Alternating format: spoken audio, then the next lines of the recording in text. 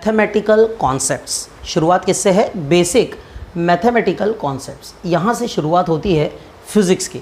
Physics की शुरुआत math से होती है, ठीक है कि नहीं? तो जैसा मैं आपको बता रहा हूँ कि math is the language of physics. Math जो है वह फिज़िक्स की भाषा है, लैंग्वेज है। तो अगर आपको किसी सब्जेक्ट को समझना है तो उसकी लैंग्वेज को समझना बहुत ज़रूरी है, और इसलिए फिज़िक्स में मैथ का अपना इम्पोर्टेंस है। तो हम जो है आज शुरुआत जो करेंगे वह बेसिक मैथमेटिकल कॉन्सेप्ट से करेंगे। Okay, we will start with basic mathematical concepts. तो आपका जो शुरुआत है वह है बेसिक मैथमेटिकल कॉन्सेप्ट्स। तो अच्छा बताइए, एक बात बताइए कि फ़िज़िक्स में आप पढ़ते क्या हैं?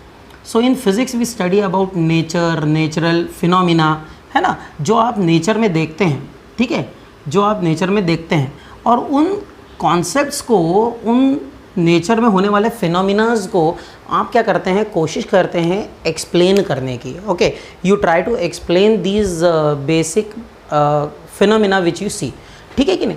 और जैसे कि अगर आपने देखा होगा कि जो न्यूटन है उन्होंने देखा था कि एप्पल गिरते हैं। अब भाई न्यूटन के पहले भी एप्पल गिरते थे, लेकिन किसी ने इस तरीके से सोचा नहीं कि ऐसा क्यों होता है, क्यों एप्पल नीचे गिरता है। अच्छा, न्यूटन के पहले भी सोचा था, हाँ, ऐसा नहीं है कि नहीं सोचा था, लेकिन न्यूटन ने क्या कर दिया, उसमें अपना मैथमेटिक्स लगाया, है ना, उसकी कॉन्सेप्ट अप्लाई की। ये न्यूटन का काम था। लेकिन फिर भी अगर मैं आपसे बात करता हूँ कि फ़िज़िक्स क्या है, तो फिज़िक्स जो नेचर में हो रहा है उसको एक्सप्लेन करने के लिए जो है एक तरीका है, ठीक है कि नहीं? It is just study of what is happening in the nature. आई बात समझ में? इतना क्लियर है? अब अगर हम बात कर रहे हैं कि बेसिक मैथमेटिकल कॉन्सेप्ट, जैसा मैंने आपको बताया कि math is the language of physics. Math जो होती है वह फिज़िक्स की क्या होती है? लैंग्वेज होती है ना, वो भाषा है फिज़िक्स की। तो कुछ बहुत महत्वपूर्ण कॉन्सेप्ट्स हैं जो कि मैथ में होती हैं और उनको बाद में फ़िज़िक्स में क्या किया गया? अप्लाई किया गया। तो ये कॉन्सेप्ट्स जो हैं हम पढ़ने का प्रयास करेंगे कि ऐसी कौन सी कॉन्सेप्ट्स होती हैं जो कि मैथ में होती हैं और वो अप्लाई की जाती है। क्योंकि देखिए, अगर आपको लैंग्वेज नहीं पता है तो आप जो है उस सब्जेक्ट को भी उतना अप्रिशिएट नहीं कर पाएंगे, उतना पढ़ नहीं पाएंगे अच्छे से, ठीक है कि नहीं?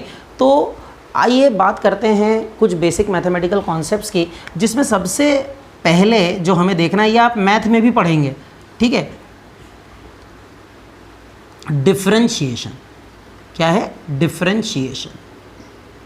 अब डिफरेंशिएशन क्या होता है, ठीक है ना? डिफरेंशिएशन, तो देखिए डिफरेंशिएशन मतलब क्या होता है कि अगर मान लीजिए कि आप कोई, जैसे अगर मैं आपसे पूछता हूँ कि आपने एक फंक्शन लिया y equals to x plus 4, ठीक है, ये एक फंक्शन है, दिस इज़ अ फंक्शन, सही बात है, ये क्या है? फंक्शन है। अब इस फंक्शन में अगर आपने क्या किया, इस फंक्शन में y equals to x plus 4 ये फंक्शन है। अच्छा, इसमें क्या होता है? x की अलग अलग वैल्यूज़ आप रख सकते हैं, और x की अलग अलग वैल्यूज़ के लिए आप क्या कर सकते हैं? y की अलग अलग वैल्यूज़ क्या कर सकते हैं? फाइंड कर सकते हैं। For different values of x you can find different values of y। कर सकते हैं कि नहीं कर सकते हैं? x की अलग अलग वैल्यूज़ के लिए आप y की अलग अलग वैल्यूज़ क्या कर सकते हैं? फाइंड कर सकते हैं। तो ये जो x होता है, ये जो x है, ये जो है इसको कहा जाता है इंडिपेंडेंट वेरिएबल, है ना। मैं चाहूँगा कि साथ साथ आप क्या करते चलें, नोट डाउन भी करते चलें। इसको कहा जाता है independent variable. x is called independent variable, है ना। x को कहा जाता है इंडिपेंडेंट वेरिएबल। x क्या होता है? इंडिपेंडेंट वेरिएबल होता है। कहने का मतलब क्या है? जो डिपेंड नहीं करता है। डिपेंड नहीं करता है का क्या मतलब है? इसका मतलब यह है कि x की वैल्यू कुछ भी हो सकती है। x आप जो चाहें वो ले सकते हैं, ठीक है। x 0 हो सकता है, x -2 हो सकता है, x -4 हो सकता है, +4 +80 कुछ भी हो सकता है। तो इसलिए ये इंडिपेंडेंट है। इंडिपेंडेंट का मतलब क्या है? इंडिपेंडेंट का मतलब है कि वह किसी और वैल्यू पर डिपेंड नहीं कर रहा है। This is what is the meaning of independent. बताइए, इतना सभी को समझ में आ गया जो मैंने अभी बात की? ये सभी समझ गए? अब सभी को आ गया समझ में इतना? अब x की अलग अलग वैल्यूज़ के लिए अगर हम y की वैल्यूज़ निकालें तो देखिए, अगर मैंने x ले लिया 1, अगर मैं x1 ले लेता हूँ तो y की वैल्यू क्या आ जाएगी? y की वैल्यू आ जाएगी 4 + 1 दैट इज़ 5। अगर मैं x ले लेता हूँ 0 तो y की वैल्यू क्या आ जाएगी? y की वैल्यू आ जाएगी, ये 0 कर देंगे, y की वैल्यू आ जाएगी 4। आ रही बात समझ में? मतलब अलग अलग वैल्यूज़ अगर हम x की लेते हैं तो उसके लिए y की अलग अलग वैल्यूज़ आएंगी। पर यहाँ एक बात समझने की है, जब x 1 था तो y 5 था, पर x 0 था तो y 4 है। इसका क्या मतलब है? इसका मतलब यह है कि x जो है वह डिपेंडेंट, x जो है वह इंडिपेंडेंट है, लेकिन y जो है वह क्या है? डिपेंडेंट वेरिएबल है। y इज़ डिपेंडेंट, और किस पर डिपेंड कर रहा है? यह y जो है वह x पर डिपेंड कर रहा है। तो y जो है यह क्या है? डिपेंडेंट वेरिएबल है। क्या है? Dependent variable, dependent variable. y जो है वह डिपेंडेंट वेरिएबल है। आई बात समझ में? तो डिपेंडेंट और इंडिपेंडेंट वेरिएबल्स, ये दो कॉन्सेप्ट्स हैं, ठीक है। अब एक बात बताइए कि अगर हम x में चेंज करते हैं तो y में भी क्या होता है? चेंज होता है ना। जैसे अगर मान लीजिए x 1 था तो y 5 था, पर x जब 0 है तो y 4 है। मतलब अगर आपने x को कम किया तो y जो है उसकी वैल्यू भी कम हो गई, या x को बढ़ाया तो y की वैल्यू बढ़ भी सकती है ना। दोनों ही पॉसिबिलिटीज़ हैं। तो कहने का मतलब यह है कि अगर आप एक की वैल्यू चेंज करते हैं तो दूसरे की वैल्यू भी क्या हो सकती है? क्या होती है? चेंज होती है, ठीक है। अब डिफरेंशिएशन क्या होता है?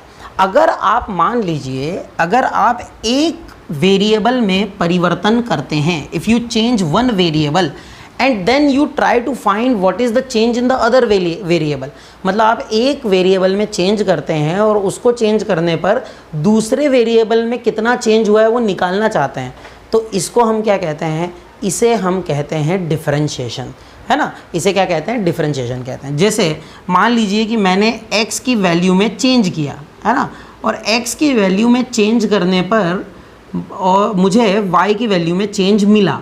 मान लीजिए x की वैल्यू में चेंज किया मैंने एक बहुत ही छोटी वैल्यू से, बहुत ही छोटी वैल्यू को हम कहते हैं dx।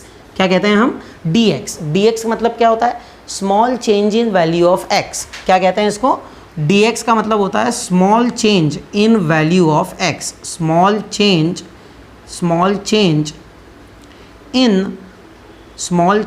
In value of x। x की वैल्यू में छोटा चेंज। और अगर हम x की वैल्यू में एक छोटा चेंज करते हैं, उसके कारण अगर y की वैल्यू में एक छोटा चेंज आता है, मतलब मान लीजिए कि y जो है dx, x की वैल्यू dx करने पर, मतलब छोटी वैल्यू से चेंज करने पर अगर y की वैल्यू जो है वो छोटे इससे चेंज हो जाती है, मान लीजिए dy हो जाती है। Okay, there is a small change in the value of y, say it is dy। तो हम कहते हैं dy बाय dx। क्या कहते हैं हम? dy by dx। Change in value of y with respect to change in value of x। Change in value of y with respect to change in value of x। y की value में change x की value की respect में, मतलब x जितना change हुआ है उसके रिस्पेक्ट में y कितना चेंज हुआ है, तो इसको हम कहते हैं differentiation of y with respect to x। क्या कहते हैं इसको? Differentiation of y with respect to x। y का x की रिस्पेक्ट में differentiation, differentiation of y with respect to x। बताइए, इतने में किसी को कोई दिक्कत है क्या? इफ वी चेंज, ये लिखते भी चलिएगा, if we change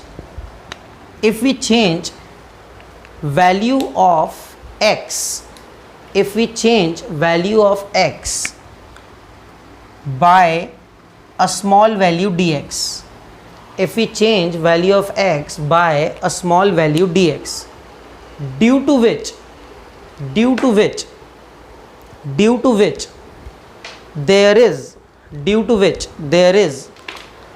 there is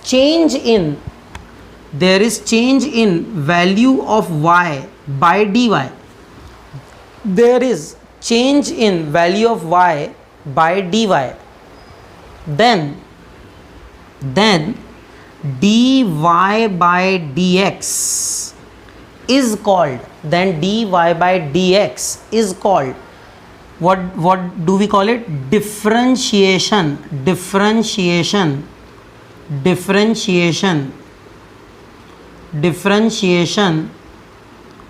of y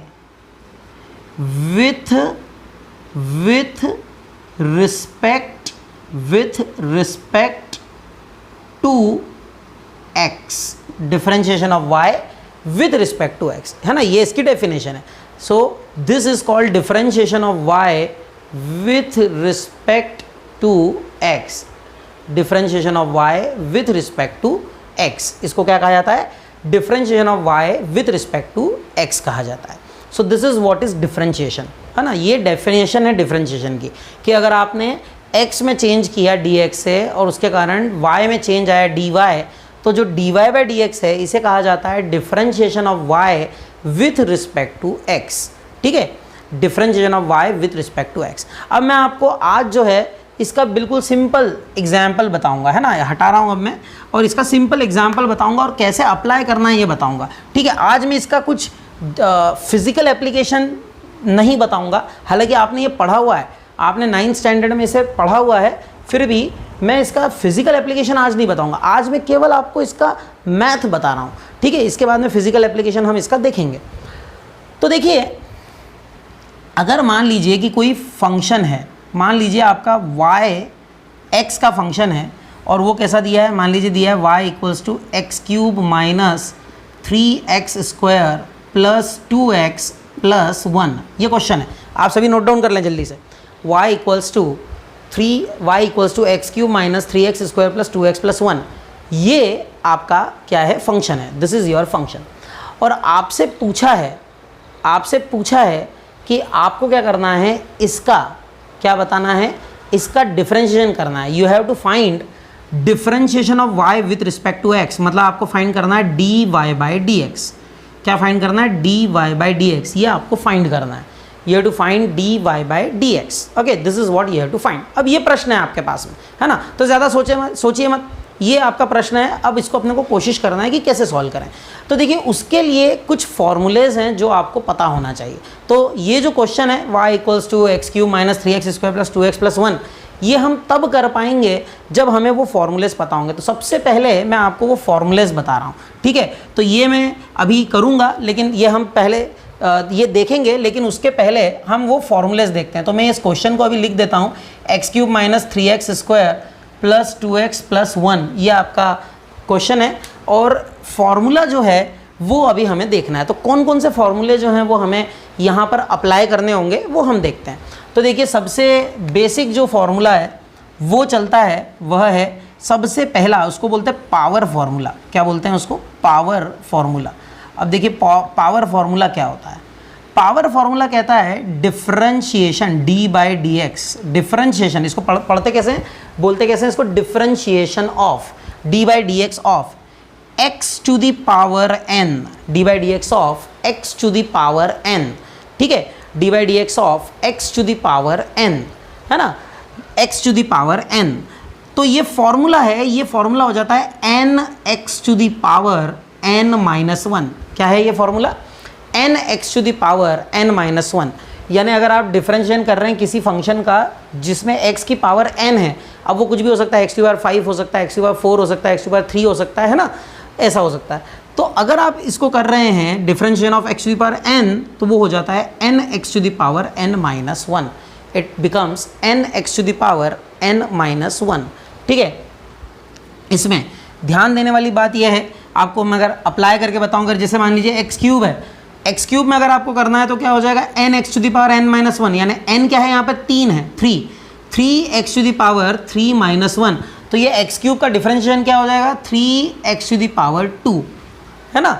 अगर हम पावर फार्मूला इसमें अप्लाई करें एक्स क्यूब में, तो क्या हो जाएगा, 3 क्या है उसका, एन है, एन इक्वल्स टू 3, तो क्या हो जाएगा, n x to the power n minus 1, मतलब 3 x to the power 3 minus 1, तो ये कितना हो जाएगा, 3x स्क्वायर, ठीक है। इस तरीके से आपको इसको करना होगा। हालांकि मैं इसको और डिटेल में बताऊंगा, अभी तो मैंने केवल आपको फॉर्मूला बताया।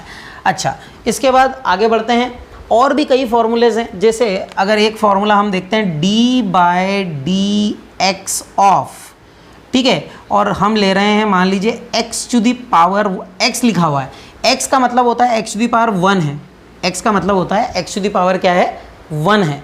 तो x टू दी पावर 1 है, तो इसका मतलब क्या हो जाएगा, देखिए अब आप अगर इसमें पावर फार्मूला लगा दें, हालांकि हम यहाँ लगा रहे हैं पर डायरेक्ट भी याद कर लेंगे हम उसे, फिर n की जगह है 1, तो ये हो जाएगा 1 x to the power 1 minus 1, ठीक है कि नहीं, ऐसे ही है ना, फॉर्मूला तो यही है, n यानी 1 x to the power 1 minus 1, और ये क्या हो जाएगा 1, तो ऐसे ही इसमें मल्टीप्लाई होता है x ही हो जाएगा, 1 माइनस 1 होता है 0, x टू दी पावर 0 होता है 1, x टू दी पावर 0 क्या होता है, 1 होता है, x to the power 0 is 1।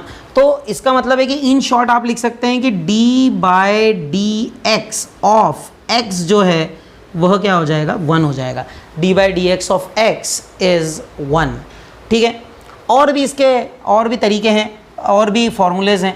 जैसे कुछ बहुत ही प्रचलित जो फॉर्मूलेज है वो मैं आपको बता देता हूँ। जैसे d/dx of sine x, sign वही है ट्रिग्नोमेट्री वाला, तो d/dx ऑफ साइन x जो होता है cos x होता है। ये सारे फॉर्मूले आपको याद होना चाहिए, रटे हुए होना चाहिए।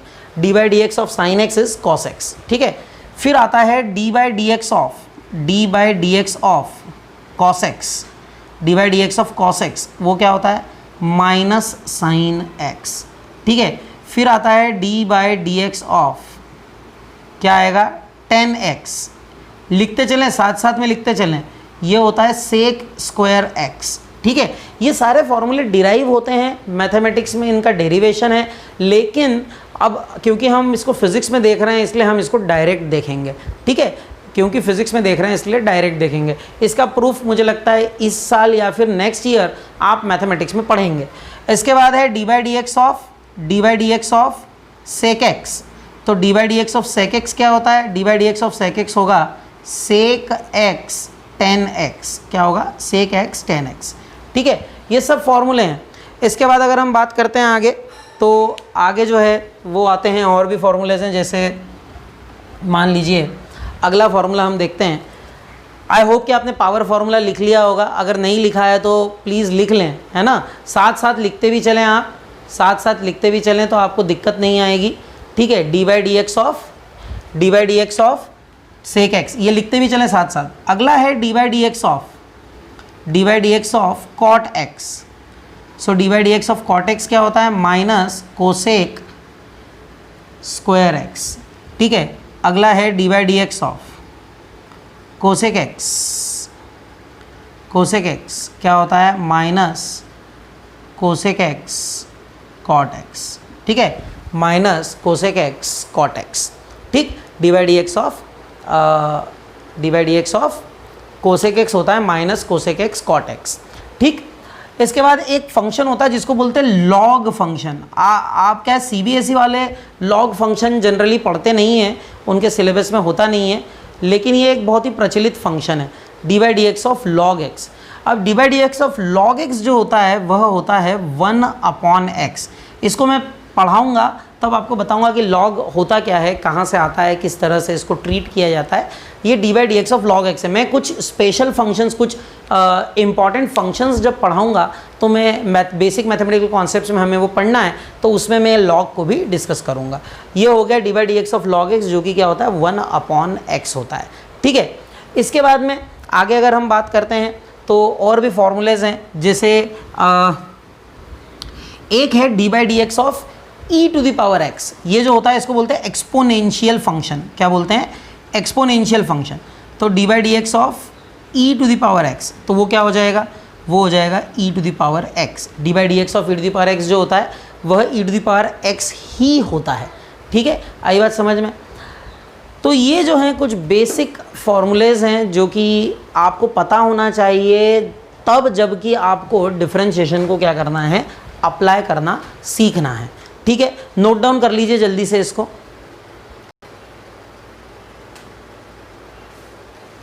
एक बार और ध्यान से देख लीजिए कि किस तरह से हमने किया है। Differentiation of y = x³ - 3x² + 2x + 1 है। क्या किया आपने सबसे पहले मल्टीप्लाई कर दिया, और मल्टीप्लाई करके क्या किया, मल्टीप्लाई करके सभी को ये जो है इसको ऑपरेटर बोलते हैं, ये दे दिया। d/dx of x³, d/dx of 3x², d/dx of 2x, d/dx of 1। ठीक है, अब d/dx ऑफ, देखिए x³ का फॉर्मूला लगाएंगे, पावर फार्मूला, ये हो जाएगा nx⁻n-1, तो ये हो जाएगा 3x⁻3 - 1। ठीक है, फिर माइनस ये 3 बाहर ले लेंगे। डिफरेंशिएशन ऑफ x² क्या हो जाएगा, डिफरेंशिएशन ऑफ x² करेंगे तो हो जाएगा 2x⁻2 - 1। 2 - 1 1 होता है, तो ये हो जाएगा 3 × 2x। फिर differentiation of x with respect to x क्या होता है, 1 होता है, तो ये 2 × 1 हो गया। और डिफरेंशिएशन ऑफ 1 जो है वो क्या है, कांस्टेंट। डिफरेंशिएशन ऑफ कांस्टेंट क्या हो जाएगा, 0 हो जाएगा। इस तरह से हम इसे सॉल्व कर लेंगे। अब आगे हो जाएगा 3 - 1 2, ये 3x² हो गया, -3 एक्स स्क्वायर का डिफरेंशिएशन 2x हो जाएगा, 3 2 जा 6 हो जाता है और +2 बचा है। ठीक है, इस तरह से आप इसे सॉल्व कर सकते हैं और यह आपका इस फंक्शन का डिफरेंशिएशन है विथ रिस्पेक्ट टू x।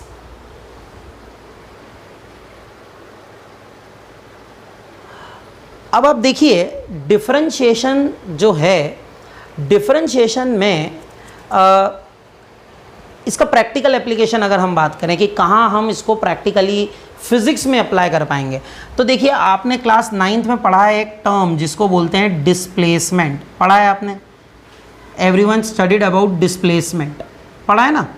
सभी ने डिस्प्लेसमेंट को पढ़ा है और समझा है कि डिस्प्लेसमेंट होता क्या है, कैसे अप्लाई करते हैं, ये सब आपने देखा हुआ है। ठीक है, तो जो डिस्प्लेसमेंट है, ठीक है, वो मीटर में होता है, ये भी आपको पता है। उसकी यूनिट जो होती है वो क्या होती है, उसकी यूनिट मीटर होती है, ये भी आपने पढ़ा है।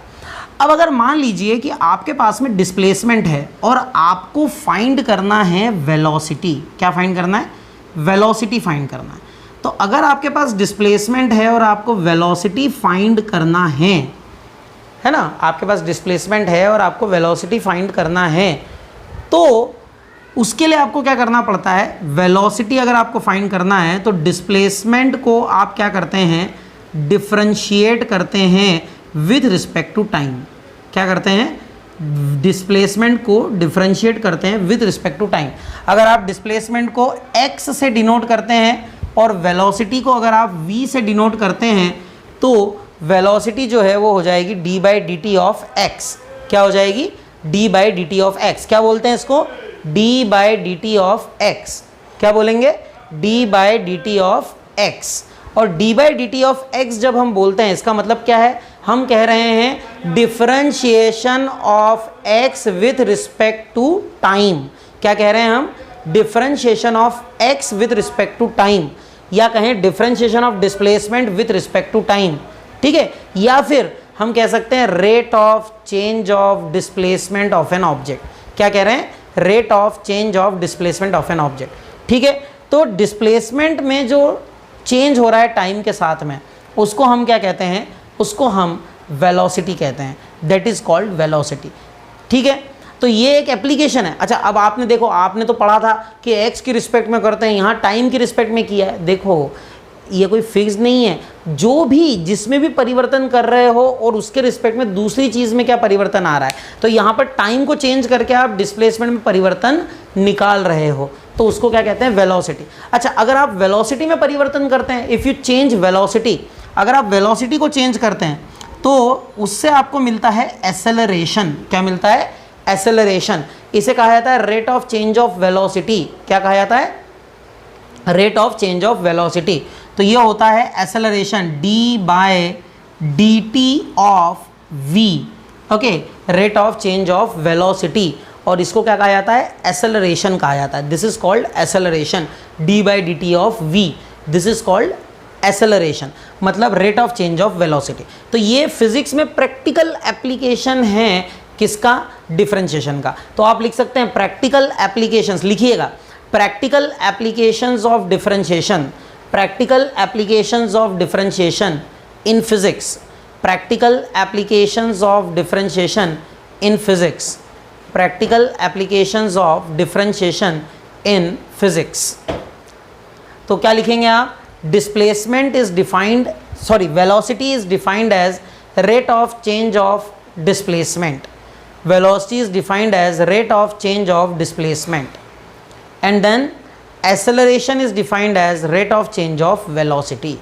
Acceleration is defined as rate of change of velocity.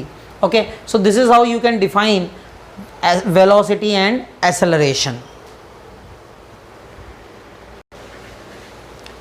एक बार और देख लीजिएगा, क्या किया था हमने? डिफरेंशिएशन किया था फंक्शन का, तो 60 - 2 आया था। उसको फर्दर डिफरेंशिएट किया तो हमें एक्सेलरेशन मिला, जो कि क्या है? 6 मीटर पर सेकेंड स्क्वायर आया, जो कि कांस्टेंट है। ठीक है, जो कि क्या है? कांस्टेंट है। आई बात समझ में? जो कि कांस्टेंट है। और वेलोसिटी क्योंकि टाइम डिपेंडेंट है, वेलोसिटी क्योंकि टाइम डिपेंडेंट है, इसलिए t = 3 सेकेंड रखा। जब t = 3 सेकेंड रखेंगे तो यहाँ पर 6 × 3 यानी 18 - 2 आ जाएगा, तो ये क्या हो जाएगा आपका? 16 मीटर पर सेकेंड हो जाएगा। आई होप कि ये जो डिस्कशन किया है ये आपको सभी को समझ में आया होगा।